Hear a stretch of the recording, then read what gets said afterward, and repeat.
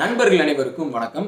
இந்த வீடியோக்குள்ள போறதுக்கு முன்னாடி ஒரு கண்டென்ட்டுக்குள்ள போறதுக்கு முன்னாடி ஒரு சின்ன விஷயத்த நான் சொல்லிக்கிறேன். அது என்ன அப்டின்னா, இன்னைக்கு உலகத்துல இருக்கக்கூடிய பெரும்பாலான நாடுகள் எங்களுக்கு இருக்கக்கூடிய அந்த பார்டர் சரியில்ல, பவுண்டரி சரியா பிரிச்சு குடுத்துட்டு போல, பக்கத்துல இருக்கக்கூடிய நெய்பர்ஸ் பிரச்சனை பண்ணிட்டு இருக்காங்க. இந்த பவுண்டரி இப்படி இருந்திருக்கணும் அப்படின்னு சொல்லிட்டு நெறைய குற்றச்சாட்டுகள் சொல்லி வந்துகிட்டே இருக்கிறாங்க. இதுல ஏசியால இருக்கக்கூடிய கண்ட்ரீஸ் பெரிய அளவு சொல்லி வந்துட்டு இருக்காங்க. பவுண்டரிஸ் அப்படின்றது உண்மையிலேயே சரியா பிரிக்கப்படல தான். அதுல ரஷ்யாவா இருக்கட்டும், சைனாவா இருக்கட்டும், இந்தியா, நேபாள், பங்களாதேஷ், அப்புறம் பாகிஸ்தான், ஆப்கானிஸ்தான் எல்லாருமே. ஸோ இந்த கண்ட்ரிஸ் எல்லாருமே நம்ம கண்ட்ரி ஆஸ்திரேலியா மாதிரி ஒரு தனி ஐலாண்ட்ல இருந்திருந்ததுன்னா, அதாவது ஒரு தனி ஐலாண்டா இருந்திருந்ததுன்னா சூப்பரா இருந்திருக்கும்ல அப்படின்லாம் யோசிச்சிருக்கிறாங்க. நானே யோசிச்சிருக்கிறேன். ஸோ அப்படி பார்க்குறப்போ இந்தியாவுக்கு இந்த பிரச்சனை அப்படின்றது ரொம்பவே அதிகம். ஏன் அப்படின்னு பார்த்துக்கிட்டிங்கன்னா, பிரிட்டிஷ் இந்தியாவை 2 கண்ட்ரியா பிரிச்சது ஒரு முக்கியமான ஃபேக்டர். அவசரமா பாகிஸ்தான் அப்படின்ற ஒரு கண்ட்ரியை சரியான ஒரு நாலேஜ் இல்லாம அவங்க பிரிச்சு கொடுத்துட்டு போனாங்க. அதுல ஈஸ்ட் பாகிஸ்தான் ஒரு சைடை பிரிச்சாங்க, வெஸ்ட் பாகிஸ்தான் சொல்லிட்டு இன்னொரு பக்கத்தை பிரிச்சாங்க. ஸோ இப்படி ஈஸ்ட் பாகிஸ்தான் சொல்லிட்டு அவங்க பிரிச்ச பகுதி தான் இப்போ பங்களாதேஷா இருக்கு. ஸோ இந்த ஈஸ்ட் பாகிஸ்தான் அப்படின்ற அந்த பகுதி அவங்க பிரிச்சு கொடுக்குறப்போ நம்மளுக்கு ஒரு பெரிய டிராபேக் ஒன்று ஏற்படுது. என்ன அப்படின்னு பார்த்துக்கிட்டிங்கன்னா, நம்மளோட நார்த் ஈஸ்டர்ன் பார்ட் ஆஃப் இந்தியாவை ஒரு முக்கியமான பகுதியை நம்ம ஆக்சஸ் பண்ணணும் அப்படின்னா, இந்த சிலிகுரி காரிடார் அப்படின்ற அந்த ஒரு நேரோ பாத் வழியாக தான் நம்ம போய் ஆகணும் அப்படின்ற அந்த சுச்சுவேஷன் அப்படின்றது ஏற்படுது. ஸோ இங்கே தான் இந்த சிலிகுரி காரிடாரோட இம்பார்ட்டன்ஸ் அப்படின்றது வருது. எதனால இது சிக்கன் ஸ்னெக் அப்படின்னு சொல்லிட்டு சொல்றாங்க, எதனால இது ஜியோகிராபிக்கல் கர்ஸ் அப்படின்ற சொல்றாங்க. ஸோ அதை தான் இந்த வீடியோவில் நம்ம பார்க்க போறோம். ஸோ இதோட இம்பார்ட்டன்ஸை பார்க்கறதுக்கு முன்னாடி இந்த சிலிகுரி காரிடார் எங்க இருக்கு, இதற்கு நார்த், சவுத், ஈஸ்ட், வெஸ்ட்ல எல்லாமே எந்த கண்ட்ரிஸ் இருக்கு, யார் யாரெல்லாம் இருக்கா அப்படின்ற நம்ம பார்க்கணும். சிலிகுரி காரிடாரோட நார்த்ல சிக்கிம் ஸ்டேட் இருக்கு, அப்புறம் பூட்டான் கண்ட்ரி இருக்கு, சவுத்ல பார்த்துக்கிட்டீங்கன்னா பங்களாதேஷ் இருக்கு, ஈஸ்ட்ல பார்த்துக்கிட்டீங்கன்னா நேபாள் இருக்கு. ஸோ இந்த காரிடாரோட லென்த் கிட்டத்தட்ட 200 கிலோமீட்டர். இதோட லென்த் மட்டுமே 200 கிலோமீட்டர். ஸோ காரிடார் அப்படின்றது அதோட லென்த் எவ்வளவு தூரம் லாங்கா போதோ அவ்வளவு தூரம் நம்மளுக்கு அது ஒரு பெரிய டிராபேக்கா இருக்கும். இதோட விட் பார்த்துக்கிட்டீங்கன்னா, அகலம் பார்த்துக்கிட்டீங்கன்னா, ஒரு இடத்துல அதாவது எந்த இடத்துல லார்ஜஸ்ட் வித் இருக்கு அப்படின்னு பார்த்துக்கிட்டீங்கன்னா 60 கிலோமீட்டர் ஒரு இடத்துல. நேரவா இருக்கிற இடம் பார்த்துக்கிட்டீங்கன்னா வெறும் 17 கிலோமீட்டர் வித் தான். அதாவது ஒரு மேரத்தான் ஓடுற அந்த ஒரு டிஸ்டன்ஸோட ரொம்ப கம்மியான ஒரு டிஸ்டன்ஸ். ஸோ அப்படிப்பட்ட ஒரு இடத்துல இருக்கு.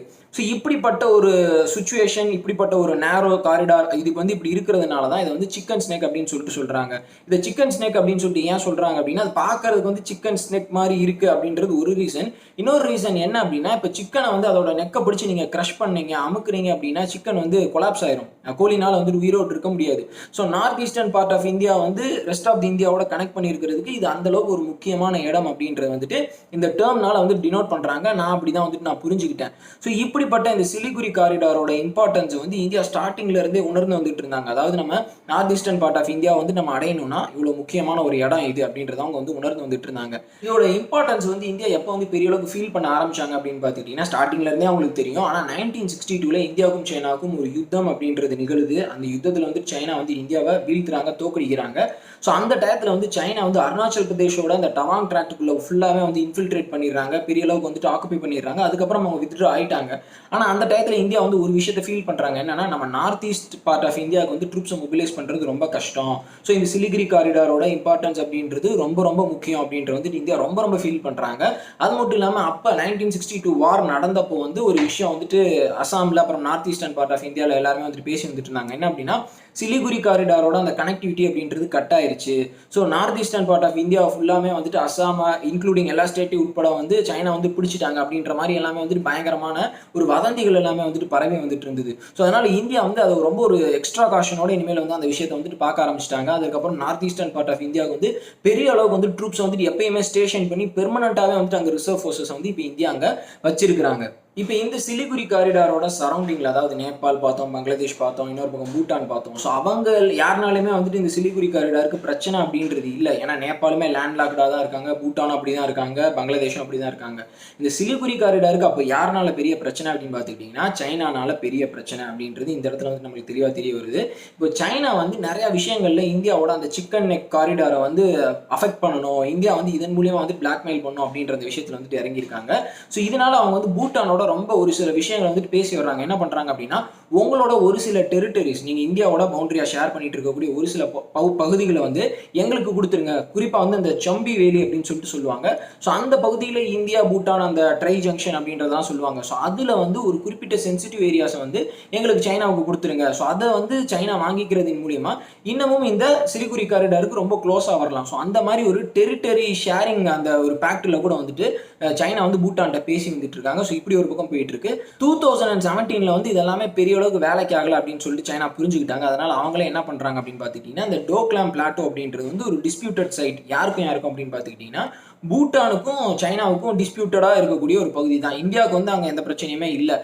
ஸோ அந்த பகுதியை வந்து அதாவது இந்த டோக்லாம் பிளாட்டோ வந்து சிலிகுரி காரிடார் பக்கமே இருக்கு. ஸோ அந்த இடத்துக்கு வந்து சைனா டவுன் தி சைடு வந்துட்டு வர்றாங்க. ஸோ அங்க வர்றப்போ வந்து இந்தியாவுக்கு ஒரு பெரிய பிரச்சனை என்ன அப்படின்னா, இப்போ சிலிகுரி காரிடார் கிட்ட நெருங்கி வந்து சைனா வந்து வந்துட்டு இருக்காங்க. ஸோ அந்த பிரச்சனையில பூட்டானுக்கு சப்போர்ட்டா வந்து இந்தியா வந்து அந்த பிரச்சனையில இன்வால்வ் ஆறாங்க. சைனீஸ் ட்ரூப்ஸ் வந்து ரிப்பல் பண்றாங்க. ஆனா அதுக்கு முக்கியமான காரணம் என்ன அப்படின்னு பாத்துக்கிட்டீங்கன்னா, ஒன்னு வந்து பூட்டான் ஆர்மிக்கு வந்து சப்போர்ட் பண்ணாங்க அப்படின்றது ஒரு விஷயம். ரெண்டாவது விஷயம் வந்து இந்த சிலிகுரி காரிடார் கிட்ட சைனா நெருங்க அது வந்து ரொம்ப ஆபத்தா போய் முடியும் அப்படின்ற காரணத்தினால தான் இந்தியா வந்து அப்போ வந்து சைனாவோட ரோட் கன்ஸ்ட்ரக்ஷன் ஆக்டிவிட்டிஸ் எல்லாத்தையுமே வந்து தடுத்து நிறுத்தினாங்க. ஆனா இந்தியா 2017 அதை தடுத்து நிறுத்தினதுக்கு அப்புறம் சைனா வந்து அந்த ஆக்டிவிட்டிஸை திருப்பியும் ரெஸ்யூம் பண்ணாங்க. ஆனா அந்த ஸ்டாண்ட் ஆஃப் நடந்த இடத்துக்கு கீழே சவுத் சைடு வந்து சிலிகுரி காரிடார் பக்கமா அந்த சவுத் சைடு வந்து சைனா அவங்களோட ஆக்டிவிட்டிஸை பெரிய அளவுக்கு ரெஸ்யூம் பண்ணல. ஆனா டோக்லாம் பிளாட்டூல அந்த ஆக்டிவிட்டிஸ் அப்படின்றது தொடர்ச்சியா நடந்து வந்துட்டு தான் இருக்கு, கன்ஸ்ட்ரக்ஷன் ஆக்டிவிட்டிஸ் அப்படின்றது. இந்த விஷயத்துல அதுக்கப்புறம் அந்த பிரச்சனை வந்ததுக்கு அப்புறம் வந்து இந்தியாவும் பூட்டானும் வந்து கொஞ்சம் பாசிவா சைனாவுக்கு இடம் கொடுத்துட்டாங்க அப்படின்னே வந்துட்டு சொல்லலாம். ஸோ இந்த அளவுக்கு முக்கியத்துவமா சைனா வந்து பெரிய அளவுக்கு வந்து அந்த இடத்த ஃபோக்கஸ் பண்ணும், பெரிய அளவுக்கு பிரச்சனை பண்ணும் அப்படின்னு சொல்லிட்டு வேலைகளை பார்த்து வந்துட்டு இருக்காங்க. ஸோ ஒரு வார் டைம்ல ஒரு போர்க்கால சூழல்ல வந்து இந்த சிலிகுரி காரிடார் அப்படின்றது ஒரு முக்கியமான ஒரு பாயிண்டா வந்துட்டு மாறுது. அதாவது இந்தியாவுக்கும் சைனாவுக்கும் ஒரு ஃபுல் ஸ்கேல் வார் ஒன்று வருது அப்படின்னா இந்த சிலிகுரி காரிடாரை கண்டிப்பா சைனா அட்டாக் பண்றதுக்கு தயங்கவே மாட்டாங்க. அதாவது இதை நம்ம எப்படி பார்க்கணும் அப்படின்னா 1971 பங்களாதேஷ் லிபரேஷன் வரப்போ வந்து நம்ம ஈஸ்ட் பாகிஸ்தானை வந்து டோட்டலா நம்ம சப்ளைஸ் எல்லாத்தையுமே வந்து நம்ம பிளாக் பண்ணோம். அதே மாதிரியே north eastern part of India வந்து ரெஸ்ட் ஆஃப் இந்தியாவோட இருந்து துண்டிக்கிறதுக்கு சைனா வந்து முயற்சி பண்ணுவாங்க. அதை கண்டிப்பா பெரிய அளவுக்கு ட்ரை பண்ணுவாங்க. ஸோ அந்த டைம்ல சப்போஸ் சைனா அப்படி பண்றாங்க அப்படின்னா இந்தியாவுக்கும் சைனாவுக்கும் நடக்கக்கூடிய அந்த யுத்தம் அப்படின்றது அடுத்த கட்டத்துக்கு போய் பெரிய சீரியஸா வேற ஒரு லெவலுக்கு போகக்கூடிய அந்த வாய்ப்புகளும் இருக்கு. குறிப்பா இந்தியா வந்து சைனா வந்து சஸ்டெயின் பண்ண முடியாது. North eastern part of India அவங்களால பிடிக்க முடியாது. சப்ளை லைன்ஸ் அப்படின்றது கொண்டு வர்றதுக்கு பெரிய அளவுக்கு கஷ்டம். இருந்தாலும் சைனா வந்துட்டு அதை இன்டென்ஷனலா பண்ணுவாங்க. ஸோ இந்தியா வந்து இதுக்கு என்ன பண்ணுவாங்க அப்படின்னு பார்த்துக்கிட்டீங்கன்னா ஒரு கவுண்டர் அட்டாக், அதாவது சைனாவினுடைய ஜின்ஜியாங் ப்ராவின்ஸ்ல இருந்து லாசாக்கு போகக்கூடிய அந்த முக்கியமான ஹைவே வந்துட்டு கட் ஆஃப் பண்றதுக்கு இந்தியா ட்ரை பண்ணுவாங்க. இன்னும் பெரிய அளவுக்கு அஃபென்சிவ் ஆக்ஷன்ஸை சைனாவுக்கு அகேன்ஸ்டா வந்துட்டு எடுப்பாங்க. ஸோ இப்போ இருக்கக்கூடிய உலக சூழ்நிலையில வந்து ஒரு கண்ட்ரியோட அஃபிஷியலா இருக்கக்கூடிய ஒரு சிட்டி ஒரு பொசிஷன்ஸை வந்து எந்த யுத்தத்திலுமே பிடிக்கக்கூடாது. அப்படியே பிடிச்சாலும் வித்ட்ரா ஆகி போயிடணும். ஆனா இருந்தாலும் எல்லா விஷயத்தையுமே வந்து நம்ம எதிர்பார்த்து தயாரா இருக்கணும் அப்படின்றதான் வந்துட்டு இந்த வீடியோவெல்லாம் நான் சொல்லிக்கிறேன். இப்போ இந்தியா வந்து நிறைய military bases air bases north eastern part of இந்தியாவில் வச்சிருக்கிறதுக்கு முக்கியமான காரணம் இந்த ஒரு ரீசன்னால தான். ஸோ சைனானால மட்டும்தான் அந்த சிலிகுரி காரிடாருக்கு பிரச்சனை அப்படின்னு பார்த்துக்கிட்டீங்கன்னா இல்ல, சிலிகுரி காரிடாருக்கு மித்த இன்னும் ஒரு சில பிரச்சனைகள் எல்லாமே இருக்கு. அது என்ன அப்படின்னா நேபாள்ல இருந்து இந்த கூர்காஸ் வந்து பெரிய அளவுக்கு, அதாவது நான் ஏற்கனவே சொன்னேன் ஜியோகிராஃபி வைஸ் வந்து ஈஸ்ட் சைட் நேபாள் கண்ட்ரி இருக்கு. ஸோ அங்கிருந்து கூர்காஸ் வந்து பெரிய அளவுக்கு இந்த சிலிகுரி காரிடாருக்குள்ள வந்துட்டு இன்ஃபில்ட்ரேட் பண்ணி வந்துடுறாங்க. இப்போ சிலிகுரி காரிடார்ல கூர்காஸோட பாப்புலேஷன் அப்படின்றது ரொம்பவே பெரிய அளவுக்கு இருக்கு. அதனால இப்போ ரீசெண்டா ஒரு 2 வருஷத்துக்கு முன்னாடி, ஒரு சில ஆண்டுகளுக்கு முன்னாடி ஒரு பெரிய அளவுக்கு ப்ரொட்டஸ்ட் அப்படின்றது நடந்தது. தெலுங்கானா ஸ்டேட் வந்து தனியாக பிரிச்சு கொடுத்த மாதிரி சிலிகுரி காரிடார்ல இருக்கக்கூடிய ஒரு பகுதியை வந்து கூர்காஸ்க்குன்னு தனியாக ஒரு ஸ்டேட்டா பிரிச்சு கொடுக்கணும்னு சொல்லிட்டு பெரிய ப்ரொட்டஸ்ட் அப்படின்றது வந்துட்டு பண்ணாங்க. இன்னொரு பக்கம் சவுத் சைட் பார்த்துக்கிட்டீங்கன்னா பங்களாதேஷ் இமிகிரன்ஸ் வந்து பெரிய அளவுக்கு இந்த சிலிகுரி காரிடார் வழியா வந்து உள்ள இன்ஃபில்ட்ரேட் ஆகி வந்துட்டு இருக்காங்க. So south side of the காரிடார்ல வந்து முஸ்லீம் பாப்புலேஷன் அப்படின்றது ரொம்பவே அதிகமாகி வந்துட்டு இருக்கு. ஸோ இந்த ரெண்டு பெரிய டெமோகிராஃபிக் சேஞ்சஸ் அப்படின்றது அங்க இருக்கக்கூடிய அந்த நேட்டிவ் பாப்புலேஷன் பெங்காலி பாப்புலேஷனுக்கு வந்துட்டு ஒரு பெரிய அளவுக்கு பாதிப்பா வந்துட்டு அமைஞ்சிருக்கிறதா வந்துட்டு சொல்றாங்க. அது மட்டும் இல்லாம இந்த சிலிகுரி காரிடார் அப்படின்றது வந்து ஒரு முக்கியமான கிரிமினல் ஹாட்ஸ்பாட்டா இருந்து வந்துட்டு இருக்கு. அதாவது 3 கண்ட்ரீஸும் சேர்ற இடம் அது. அதனால அங்க பெரிய அளவுக்கு வந்து ட்ரக்ஸ் வந்து கடத்துறது, அப்புறம் வந்துட்டு ஆர்ம்ஸ் வந்துட்டு கடத்துறது, ஆயுதங்கள் கடத்துறது, குற்றவாளிகள் வந்து ஒரு சைடுல இருந்து இன்னொரு சைடு தப்பிச்சு போறது, அந்த மாதிரி பெரிய பிரச்சனைக்குள்ளான ஒரு பகுதியா வந்து சிலிகுரி காரிடார் இருந்து வந்துட்டு இருக்கு.